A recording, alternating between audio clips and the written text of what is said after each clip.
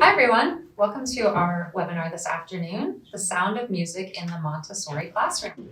I'm glad you all took some time out of your schedules to join us for this 1-hour webinar, and we have a lot of exciting things to talk about and show you. So my name is Karen Walton, and I am the level coordinator for early childhood at Age of Montessori, and I'm also the internship coordinator. I have a master's in education, specifically in Montessori, and a bachelor's of music degree. I owned my own Montessori school for a few years and was able to easily transition to working here at Age of Montessori for the past 4 years. And I want to introduce Rachel Olson. Tell us a little bit about yourself. Well, I recently changed my name actually to Rachel Mascari. That's right. And I am the student advocate here at Age of Montessori. So I basically do all the customer service duties, answer students' questions who are interested in taking our certification programs. I am a graduate of the Early Childhood Certification Program, and I'm very passionate about early childhood education and music. And I'm also a singer and a dancer, and bring that into my music classes for children at Montessori schools. Great. Thanks. So again, we're very pleased that you're going to join us. A couple of things before we get started is on the dashboard, so the dashboard that you entered when you were preparing to come into this webinar, there's a place there where you can type your questions. If you've got questions at any time throughout the webinar, you just type them in, and periodically we'll look at those, and whatever ones we don't get to throughout the webinar, we'll pick up at the end to make sure that all of your questions are answered. The other thing is we have also created a 5-question survey for you to take. So that will let us know a little bit more about you, your background, what kind of audience that we're speaking to this afternoon. So we'll give you about a minute now, and again, that's on your dashboard, to go in and answer those 5 questions to the best of your ability. Thank you for filling that out. And after our session here at the beginning, where we're going to talk about the Montessori bells, then we'll look at the results of those surveys and see what you had to say. So thank you for giving that feedback. Okay, so we're going to start today's session with some activities and a little introduction about the Montessori bells. Now, I understand that not all Montessori classrooms have the Montessori bells. They're costly.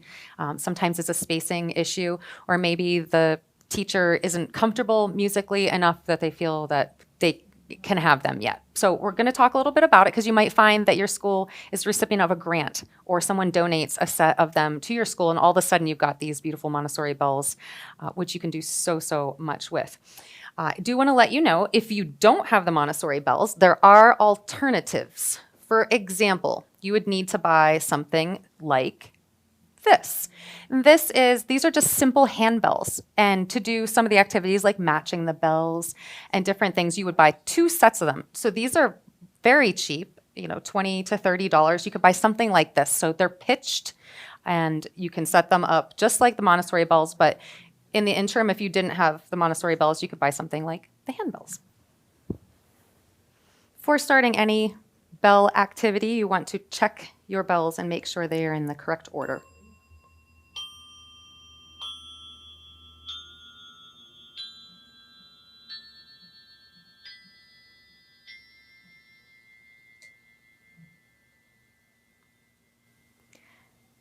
If you have these, you know some of these points.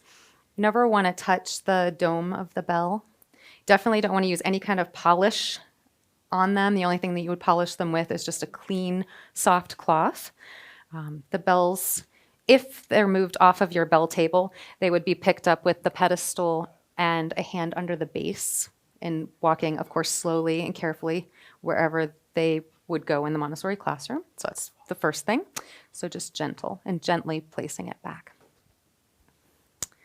The bells come with a mallet or a striker and a damper or mute. Okay. For striking the bells, you're holding it delicately in sort of a pendulum swing that you can get, right? So it's just ever so gentle. And then you line up. Easy.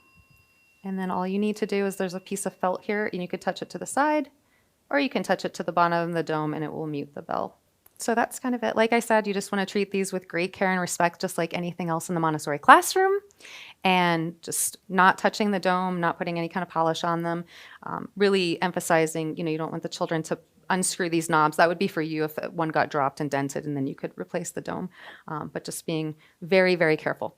So we're going to talk about 3 different activities that you can do with the bells. You don't have to have any kind of musical background or degree to do these things. And again, you can do them with 2 sets of handbells if you don't have these and you have some other pitched instrument. So the first thing is matching the bells. So what we're going to do is we're going to pull the first tone, the third tone, and the 5th tone. 1, 2, 3, 4, 5. Forward. Okay. Now the other ones we're going to set at random to the side. And you do a lot of these activities with your children where you've got a master set and then you put the other set at random, right? So this is just a matching exercise just like you would do with anything else.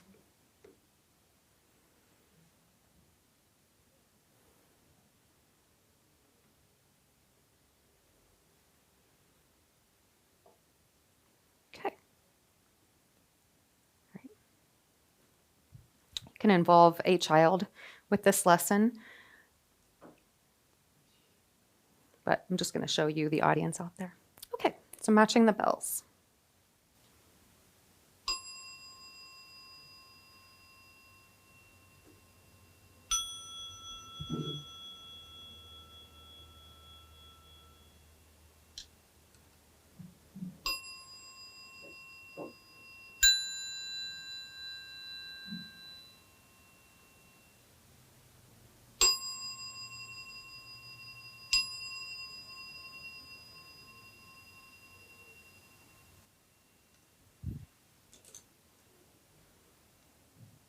That's a match.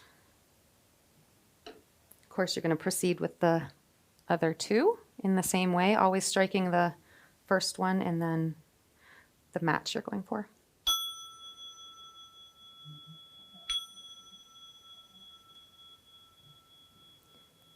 That's a match.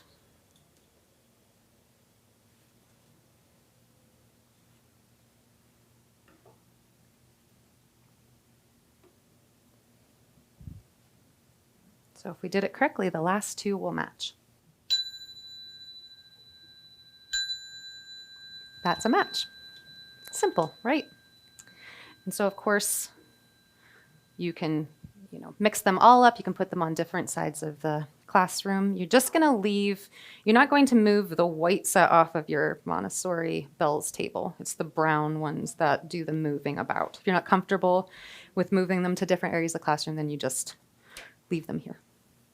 Okay, so that's matching the bells. All right, we're going to move on to our next activity, and we're going to bring Rachel in. And what are you going to show us? We're going to be doing establishing up and down, and Karen will be my student. You will also be the student for part of this lesson. So again, we'll start by checking our bells.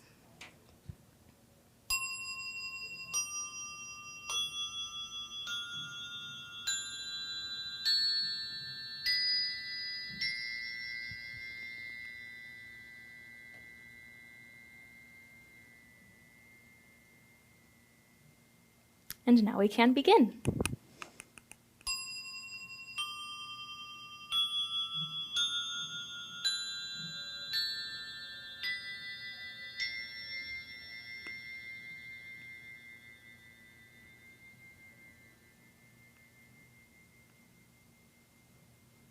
This is going up the scale. The sound gets higher. Okay.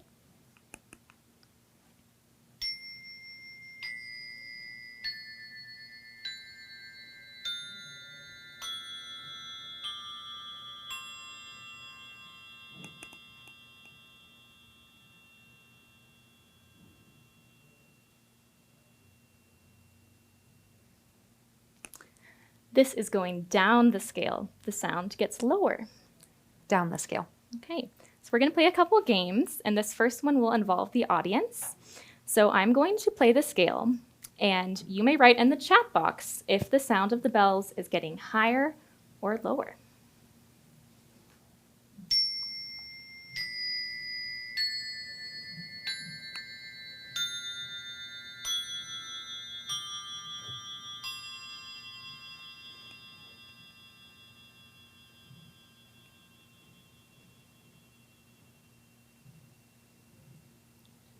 All right. Let's see. Oh, lower, lower. Very good, everyone. Now, Karen, Yes. this is for you. I'm going to play the bells, and if the sound is getting higher, you can raise your arm. Okay. If it's getting lower, you can lower your arm. Okay. You ready? Yes. But I'm actually going to have you close your eyes. Okay. You ready? Yes. No peeking.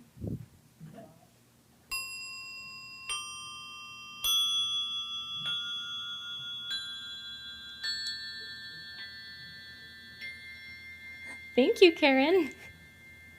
Okay, now I'm going to have you play the bells. Okay. And can you make it so that the sound of the bells goes lower? Yes. Let's trade places.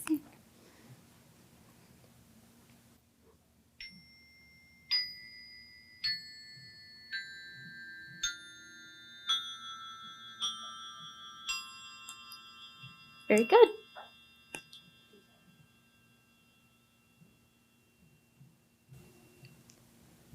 That was fun. It was fun. You're welcome to take a seat. Okay, the next lesson we will be doing is called High and Low. We're going to check our bells to begin.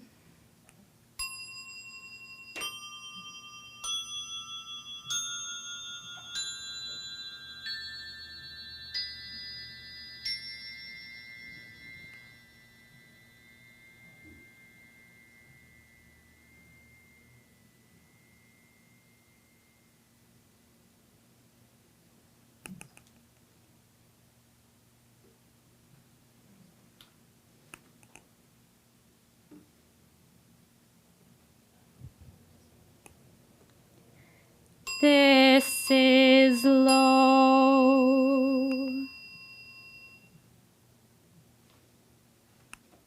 This is high.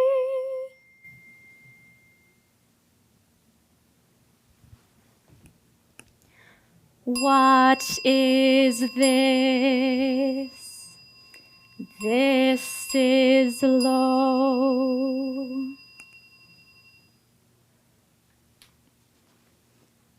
What is this? This is high.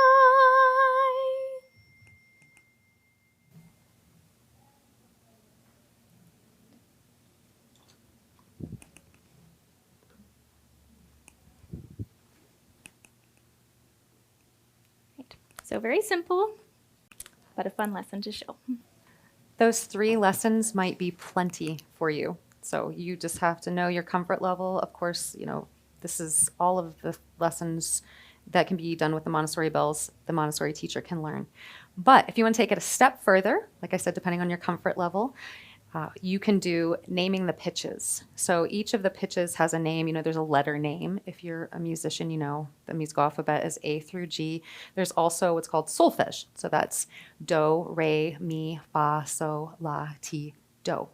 And the purpose of naming the pitches, this just opens the window and doors to all sorts of things you can do with music. Then you can get the children to do writing of music and whatnot. But you, of course, would start with naming the pitches.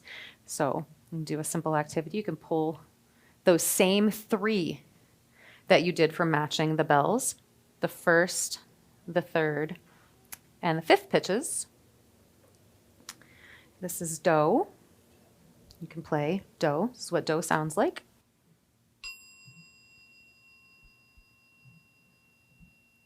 This is mi. This is what mi sounds like.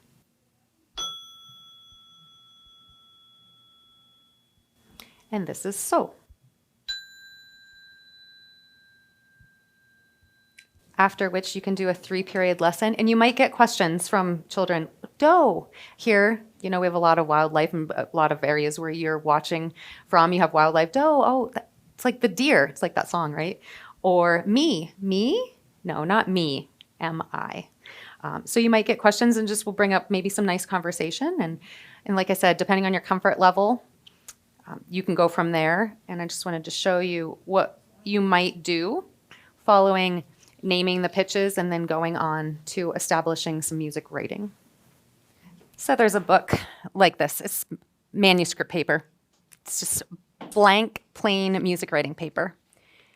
And you could blow this up, just like the lines and spaces for letter writing is larger for maybe some of your younger children. So you can blow this up and you can do music writing and some YouTube videos, or just taking trainings like this on Montessori music.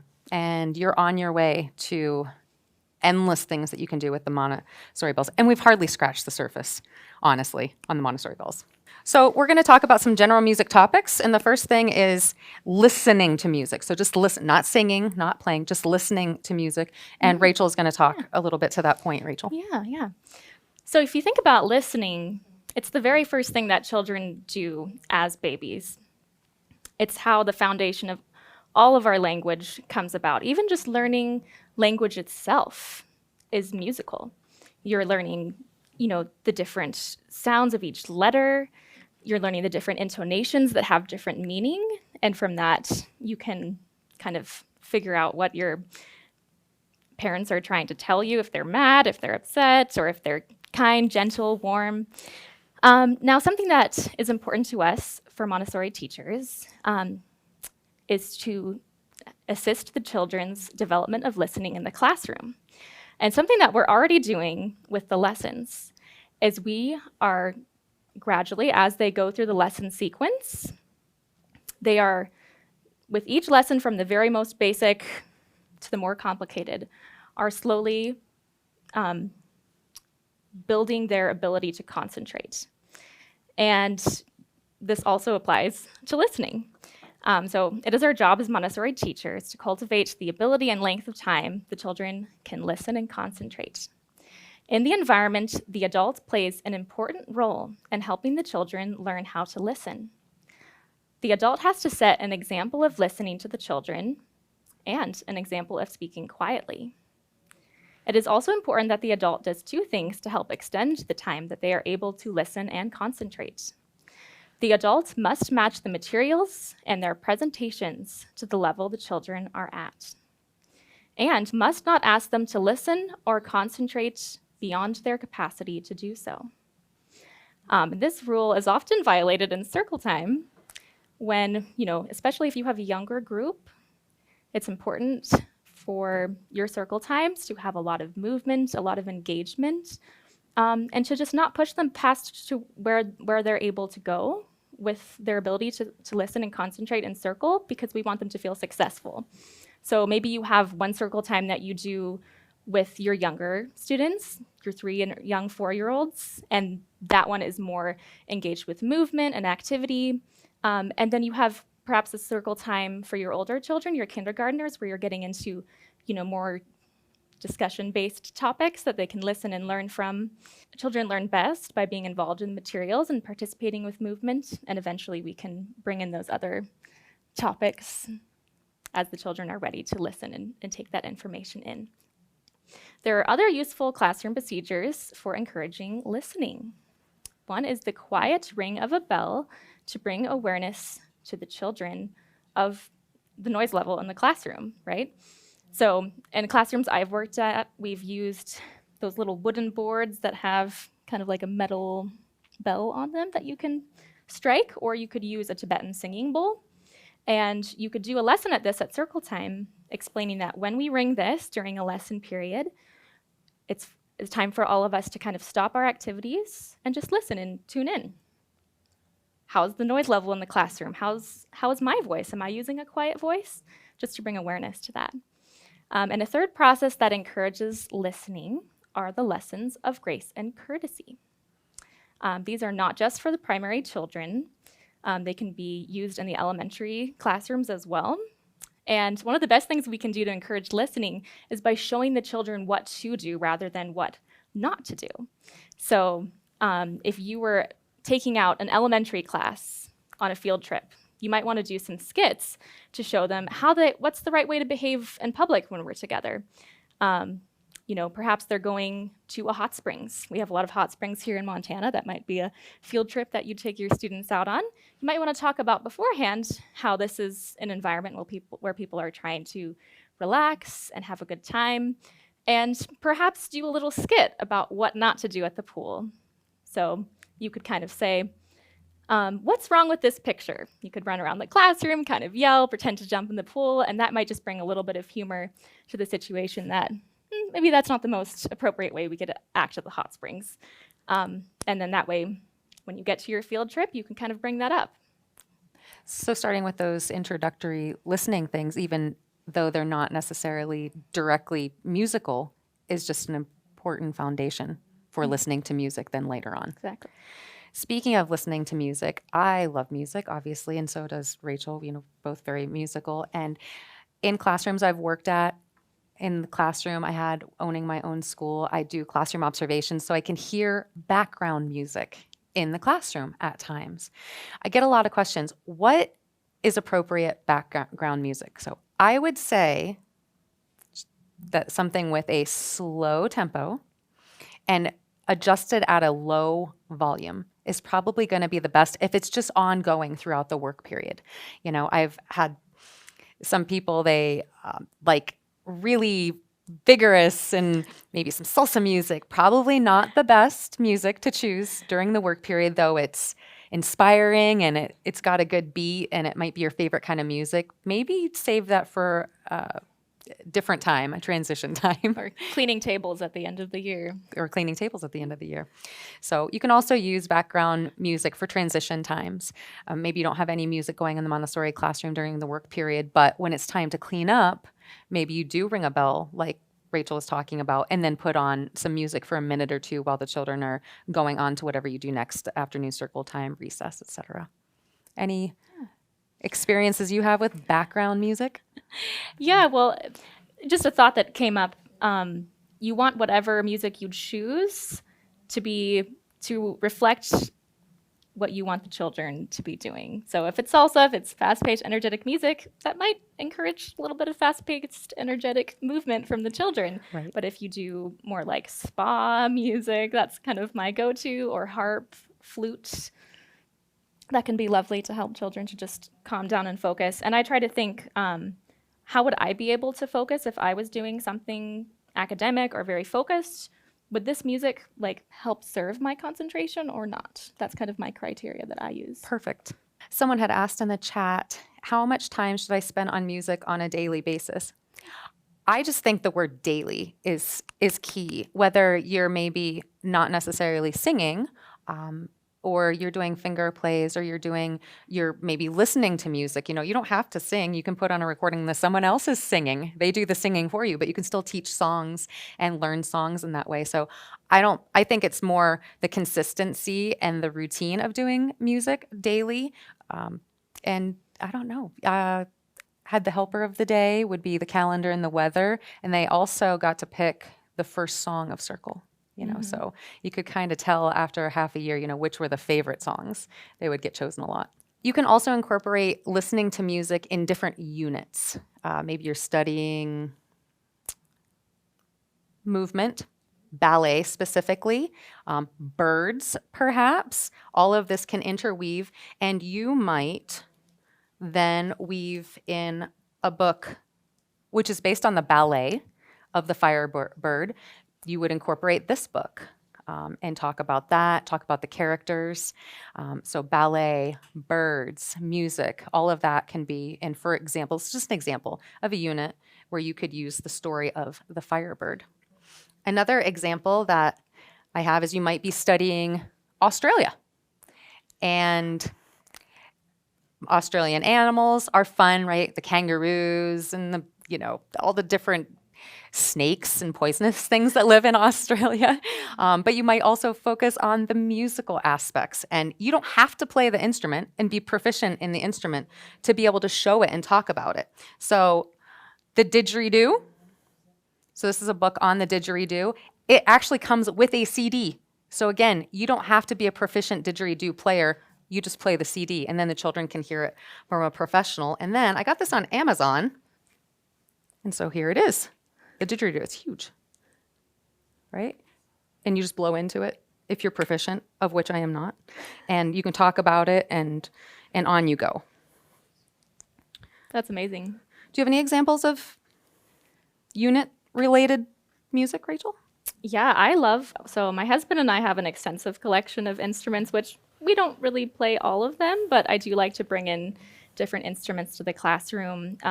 We do have a small Celtic harp that we inherited from a friend, and I brought that in one day. And as I was dismissing everyone from circle, I let everybody just pluck a harp string. And I'm guessing that that was probably the first time that children had ever played the harp before. So it's just so wonderful to be able to not only show pictures and what instruments sound like with the recording, but if you can actually bring in the instrument or bring in a guest artist. Like I had a teacher I worked with whose wife was a professional cellist and came in and played.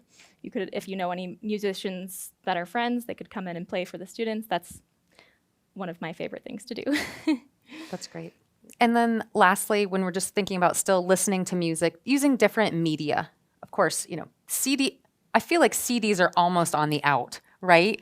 We started with records, which you brought an example, right? I did. If you have a record player and some records, it would be amazing to be able to bring it in one day and show children kind of how recorded music began and maybe talk about the history of the record player. I personally could learn more about that myself. And just let them be fascinated with seeing how the needle spins around each circle, which represents each song. And perhaps you could have this on a special music shelf that they could go and look at. You might not have them look at the actual vinyl. Right. Maybe just the covers on the shelf. Because the covers can be very fascinating. That's very beautiful. It's gorgeous. With the flower. Yeah. Great. And of course, DVDs, set to music, small examples of dance or song. It's really endless. Some Montessori classrooms, they don't want a lot of screen time, that kind of media, but you just got to do whatever it is for your comfort level and then the children that you're working with. Okay, so that's about listening. Yeah. And so now we're going to talk about singing in the classroom. Some of this, you out there, the audience, according to that survey, you are in the singing tiers. And even if you maybe didn't answer it and you feel you're more like a 1 or 2, not so comfortable, children are very gracious with singers and non-singers alike. And as long as you can get them going, teach them lyrics, teach them a tune, very simple, probably be good to go. All right, so give us some general considerations. Yeah, so when we're working with young children, we're choosing which songs we want to pick for them. We need to keep it simple. Melodies should be easy and simple to sing, and there should be no large leaps or intervals in the melodies. So when I did the lesson earlier, high and low, that's an example of a large leap or interview. Or sorry, did I just say interview? Interval, when you're going up a whole octave. In general, you wouldn't pick songs that would do that, but rather you would have a short range of notes in order not to strain the children's vocal cords, generally middle D to treble D. Yes, is the tessitura. It's called, technical word is the tessitura. Generally, for young children, 3, 4, and 5, that is their, where their vocal cords are very comfortable. It's not too low where it feels difficult and straining, and it's not so high where they feel like they're straining. Yeah, absolutely. We want them to be comfortable and to grow what they have. And if possible, have a stepwise progression of notes. The length of the piece should be short enough to be readily retained in memory. Later, build the memory by teaching longer songs. You can use repetition in word or note patterns to help with this.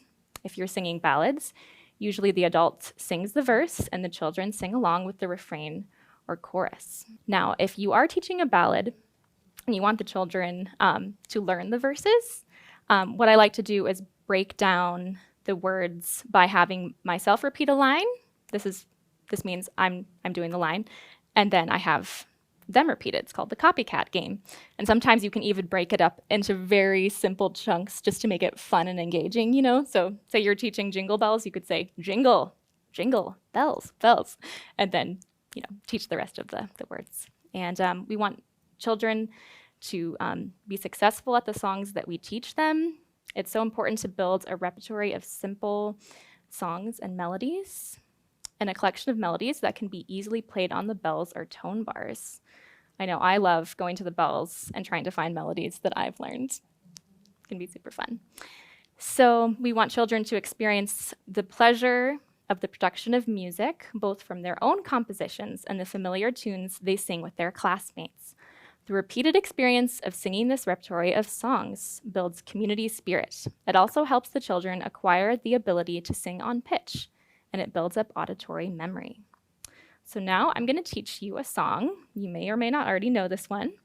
And something that I also keep in mind when I am teaching music to children is finding a piece that I can really relate to or a topic that I'm excited about so that they can kind of catch on to that enthusiasm and also be excited to learn. So I love sunflowers, and that is the name of this piece, Sunflower.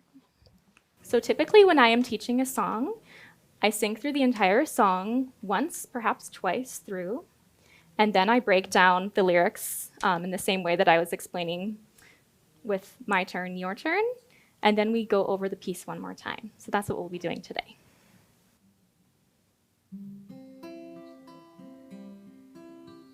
Sunflower, sunflower, yellow and brown, you are the prettiest flower I found. Tall, straight, full of grace, I love the light on your bright, shining face.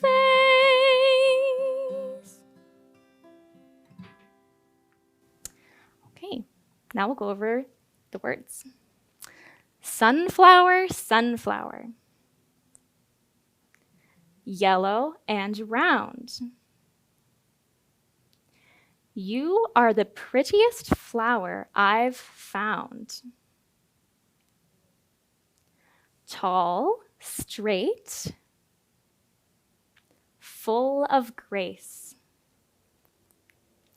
I love the light on your bright, shining face.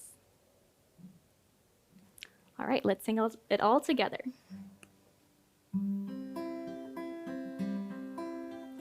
Sunflower, sunflower, yellow and round, you are the prettiest flower I've found. Tall, straight, full of grace, I love the light on your bright, shining face.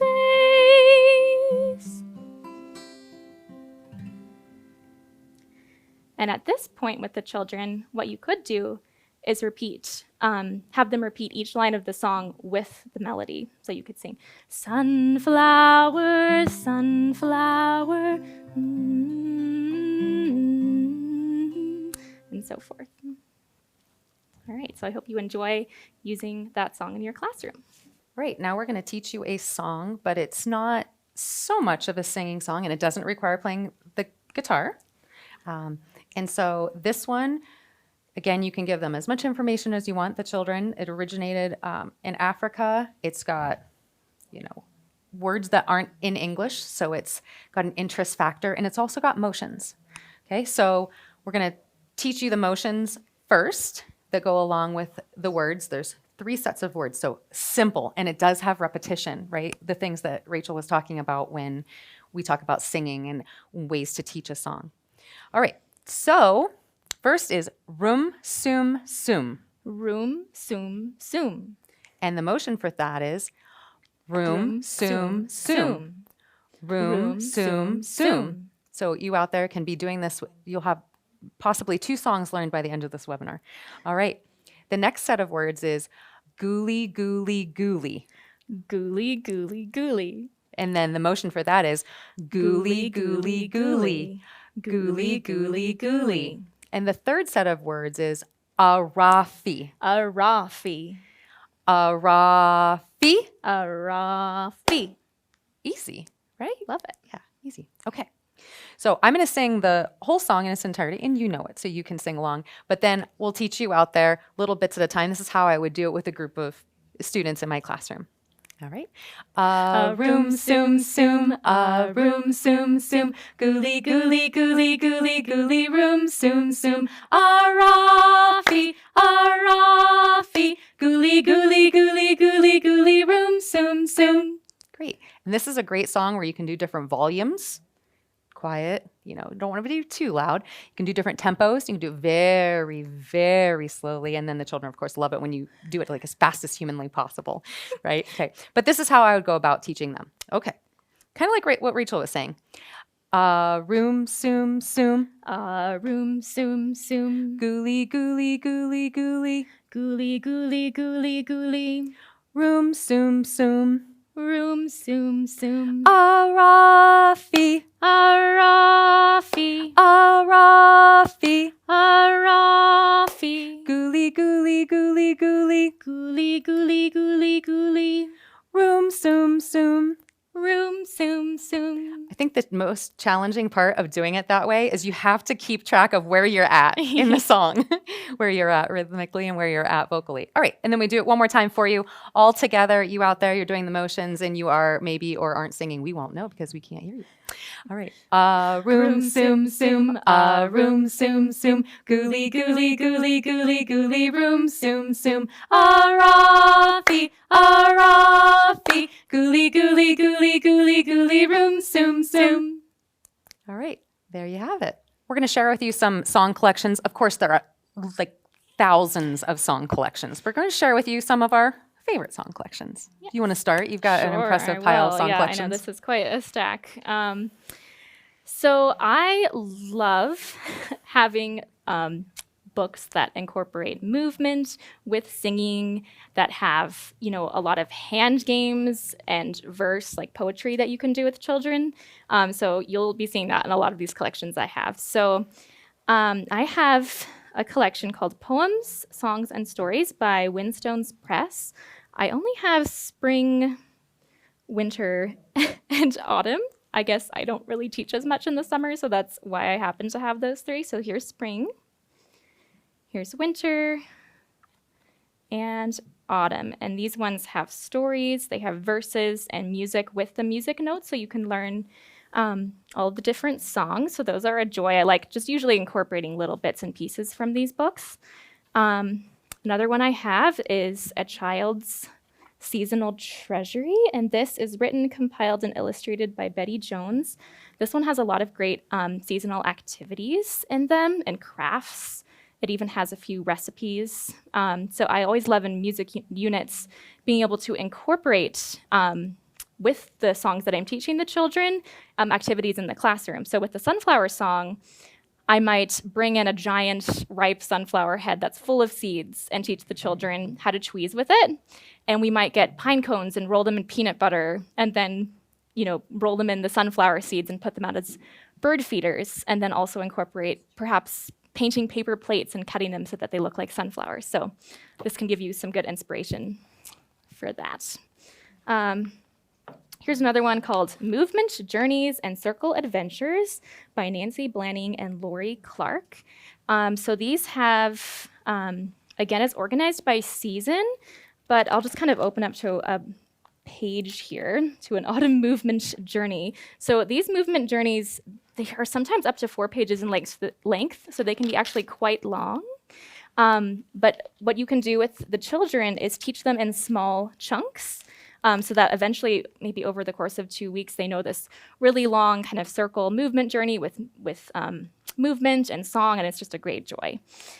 The next one I have is Giving Love, Bringing Joy by Wilma Ellerseek. And this is the only one I have of this series, but they also have them for each of the 4 seasons.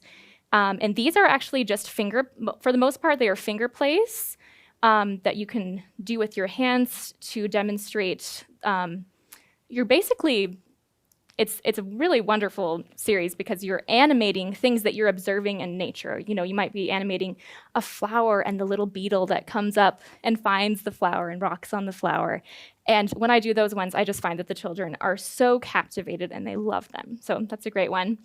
And this is my favorite singing collection called Rise Up Singing.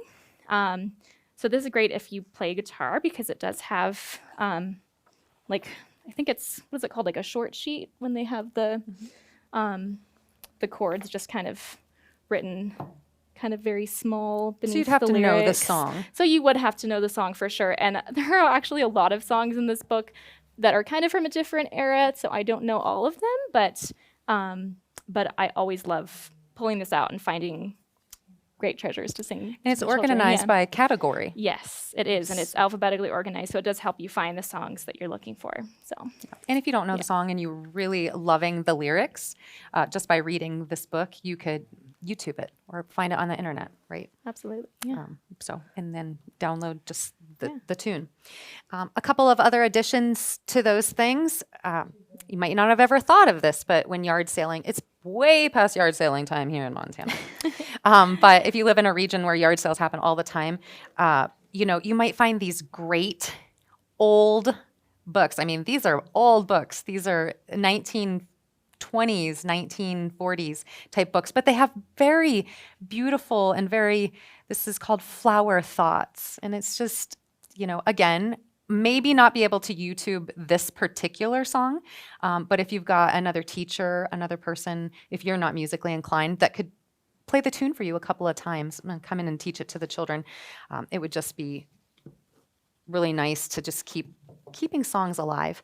And then lastly, this is mine. I did this in my Montessori certification. So this is just, it's a 3-inch binder here, Montessori music. And in it, it's just pocket protectors that have music that I love, that the children have loved, some lesson plans, some activities, finger plays and whatnots. And so it's just this huge binder. It's my kind of go-to binder where, if you just want to teach a new song and you're just not sure, you can go to your binder and then share these resources with other Montessorians and other teachers, with parents. If it's not copyrighted, you can make copies of it and distribute it to your parents, maybe in your weekly or monthly newsletter. And then the parents will know what exactly their child is singing when they come home sometimes, and they're just singing bits and pieces of what the song is that they learned.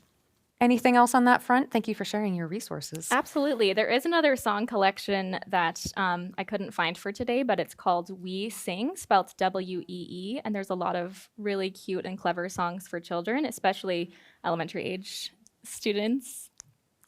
Yeah, I recommend that one a lot. All right. The last part of our general music topics that we're going to cover in this webinar has to do with incorporating music and movement. Of course, we did the singing, we talked about listening. We did a little music and movement when we did Room Swim Soom, but we're going to take it a step further. Walking to music is one of the easiest things. A lot of times in the early childhood classroom, we do a lot of line work, right? And you might have a special CD or some special music that you do line work. So a lot of times music and movement, it just starts with simply walking. And then it can go on to different things like hopping or marching. Or skipping. Which is a tricky one. You do have a good thing. I do have something. Share that with the group? Yeah. So skipping can be a hard skill for children to learn. So a dear friend of mine taught me this little verse that you can say to the children as they're trying to skip. And so it goes like this. I take a step and hop. I take a step and hop. This is how I skip. I take a step and hop. And the Kaspari line work CD, that verse goes really well with the song for skipping. So I recommend it. Nice. And that's exactly what you're doing. And I never thought of it, breaking it down so simply, taking a step and then hopping with that one foot that's still planted. So then from there, of course you can do things like freeze dance, where it's incorporating the listening and the movement and just listening to different genres and types of music. You can do clapping, which is very, very, very simple. We're going to do a little rhythmic clapping. Shall we do that now? Yeah, let's do it. Let's do it now. Yeah. Okay. So on your screen, we're going to put up some different rhythmic patterns. Of course, the number one of the rhythmic pattern is going to be the most simple. I suggest starting with just a 4-beat pattern. All right. And just for the example of this exercise, we'll do teacher and then student can mimic. All right. Mirror. All right. All right, Rachel. First listen and then repeat. Okay. Okay. 1, 2, 3, 4. 1, 2, 3, 4. Walk, walk, walk, walk. Walk, walk, walk, walk. Okay. You're probably thinking to yourself, maybe out there, why is she saying walk? You shall see. All right. Shall we do another one? Okay. 1, 2, 3, 4. 1, 2, 3, 4. Walk, walk, running, walk. Walk, walk, running, walk. So see, so walk is it's called quarter note, just your standard beat, like there's 4 of those in number 1. And then the one that is barred they're each a half of a beat. It's a little bit hard to transfer, so you just say running, and it's that same thing. Of course, you might want to do it slower on this introductory lesson, but as you can see, those lists of rhythms go from number 1, which is very simple, and then they get much more complicated as they go down. So whatever your comfort level is, all of this stuff can be learned. I teach music lessons. Do you teach music lessons? Sometimes. Okay. And I've given adult music lessons, and adult lessons not just to people that want to learn to play the piano, but that just want to be more musical. So you might seek out in your community if you could maybe just get an hour lesson every other week or so, and it would be, I would say, highly worth your time. All right. There's another way that you can teach music and movement, and that is with the use of my favorite, non-pitched instruments. What's a non-pitched instrument? It's an instrument that no matter what you do to it, it makes the same sound, meaning the Montessori bells are pitched. Each bell has a different sound. They look the same, but it has a different sound. Examples of non-pitched instruments. Kind of stack them up here a little bit. Tambourines. Tambourines are non-pitched instruments. Here, I'll give you that one. You shake it. It makes the same sound. You hit it on your palm. It's generally I'm still copying you. I know you are. It's generally the same sound. So that's an example of a non-pitched instrument, something like a tambourine. I'm going to pass these over to you because you can demonstrate those.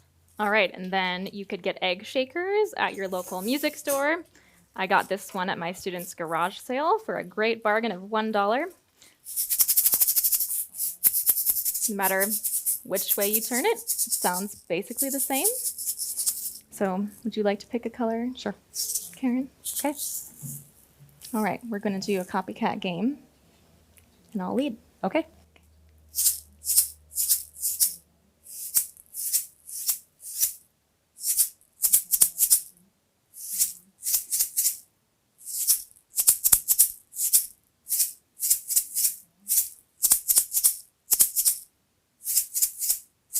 That last one was tricky. Yeah. Do you want to hand me the rhythm sticks? Yes. Thank you. Okay, and this is my personal favorite to teach rhythm with children. Rhythm sticks, you can get them in wood, plastic, very easy to obtain, very cheap, all great things. So kind of similar with how we did the clapping exercise, you might do that with the rhythm sticks. So on and so forth. So I'm actually going to show a little exercise on my djembe. So we are going to be doing a song called Steady Beat. And this is a very important concept to teach, especially younger children who are, about 3, the concept of kind of doing that same amount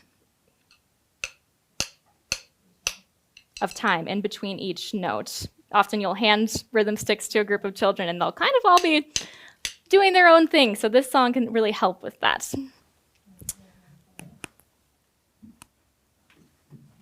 I guess you're welcome to play along. Okay, we'll grab that chair. Thank you. All right. So this is called a djembe.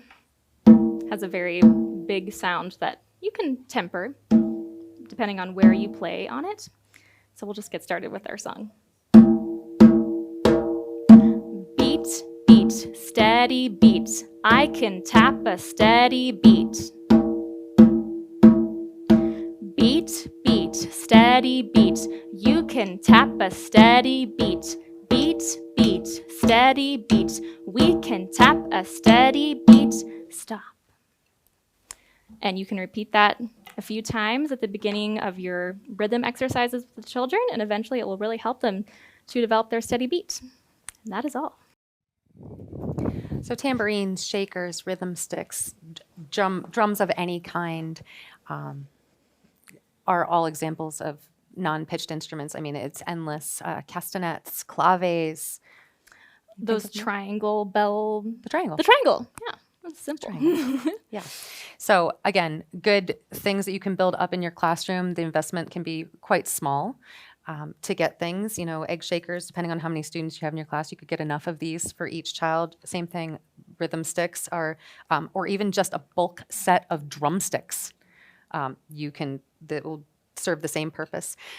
So there are ways to do these things with children without making a huge investment and having, just starting out. If you've got a limited background and knowledge of music, there's always room. I'm always learning new things about music, new songs, more complicated songs, how to be a better singer, pianist, and I'm sure same with you. Yeah, you could even go out into nature and find sticks and do rhythm exercises with the sticks, with stones. I mean, you can get really simple with this.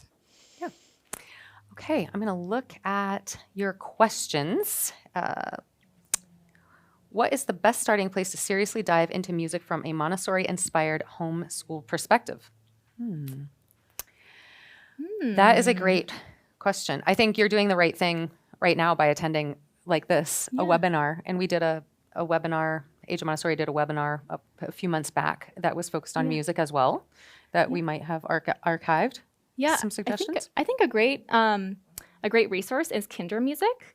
Kinder Music has classes globally, and now since COVID has happened, you can often go in on Zoom and do a Kinder Music class with a teacher. And they do have a shop on the Kinder Music website where you can buy little kits with different kinds of instruments and songbooks with CDs. So that could be a great way to just get started with like a simple, organized kind of system to use with your children. If you've got, like I said, this manuscript paper that I showed early on, of course, your knowledge of note writing, music writing is going to be a precursor to them reading it. There are songboards that go along with the Montessori bells with just circles on the staff representing the musical staff, where then that's going to go beyond knowing the pitch names. That's going to be correlating, of course, then the bell to where exactly it falls on that staff. So those are just some, and again, there's all kinds of free classes, maybe in your community if you've got adult education through maybe your local public school or just online, just free classes, all sorts of just little tutorial type classes, depending on how involved you want to get into it. I think would be a great starting place. If we lived near you, we'd be happy to just stop by and help you out, in your own personal musical development or come to your school. But we'll just have to keep doing these kinds of webinars. Absolutely. Maybe you could look at Khan Academy. They sometimes they have great tutorials on a lot of different subjects. They might have music. KHAN. Might have some great things about music there. Okay. Well, we are at our time for this 1 hour music webinar, and we are so glad that you have joined us. I just want to let you know, if you are seeking a certificate of attendance for this is 1 credit hour. You just go on our ageofmontessori.org website /shop, and you'll see there the option to get a certificate. And then the last thing that I want to highlight is we have an upcoming webinar on December 1st. It is on Wednesday at 4 p.m., just like our one today was on Wednesday. Or no, it's usually on Wednesday, but we rescheduled this one. Thanks for coming on our reschedule. And it is called Imagination in the Montessori Classroom. And to register for that, you do the same thing, and you'll go to ageofmontessori.org website. So again, thank you, Rachel, for thank you, Karen, joining me in this webinar, and thank all of you out there. Hope to see you again. I'm going to sing you a farewell song. I love doing this with the children in my music class, and I hope you will enjoy it too. So you make a little heart, and we're going to send the heart to each child. So I send my love to you, and you may be excused. Farewell, farewell, farewell, farewell, I'll see you on your way. I send my love to you, and you may be excused. Farewell, farewell, farewell, farewell, I'll see you on your way.